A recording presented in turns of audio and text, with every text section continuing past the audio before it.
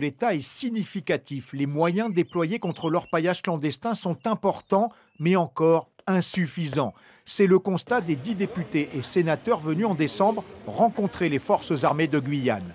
Parmi les freins, l'inadaptation de la loi lors des opérations contre les garimperos. En matière de garde à vue, il est prévu que le point de départ du délai de garde à vue puisse être reporté de 20 heures. Mais ces cas sont limités à l'orpaillage illégal aggravé. Dans les cas courants, faute de pouvoir transférer rapidement dans les locaux de garde à vue les personnes interpellées, celles-ci ne font l'objet dans la plupart des cas que d'une obligation de quitter le territoire français exprimée verbalement.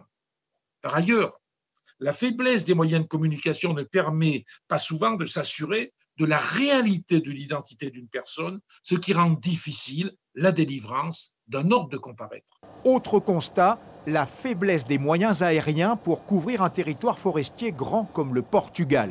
Pour le sénateur Cédric Perrin, le point noir est la disponibilité des hélicoptères. L'âge moyen de la flotte est de 44 ans. Pour les Pumas, il faut 18 heures de maintenance pour 1 heure de vol et la disponibilité était de seulement 47% en 2020. En cause, le manque de disponibilité des pièces de rechange, la vétusté des matériels. On ne peut pas faire de miracle avec des appareils de 44 ans d'âge. Le ravitaillement des soldats en forêt en souffre. La mission a rencontré des légionnaires qui venaient de passer 72 jours en autonomie totale en forêt parce qu'ils n'avaient pas pu être évacués par manque de disponibilité des hélicoptères. Autre constat, la coopération encore insuffisante avec le Suriname et le Brésil, bases arrières des chercheurs d'or. On le voyait notamment sur les bords du Maroni, nous avions face à nous un certain nombre de comptoirs, je dirais, qui réceptionnaient ou qui réceptionnent l'or.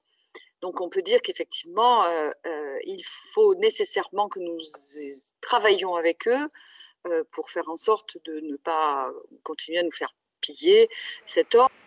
Dans ces conditions, des questions de fond posées par les parlementaires restent sans réponse.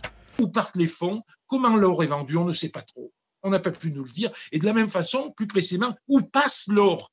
Quels sont les canaux de diffusion ensuite de l'or collecté de façon illégale? Ça, je ne pense pas qu'on ait eu de réponse là-dessus.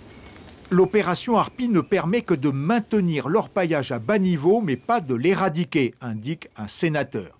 Parmi les pistes de solution, l'adaptation du droit aux spécificités locales et la création d'un délit minier aggravé quand il s'agit d'espaces protégés.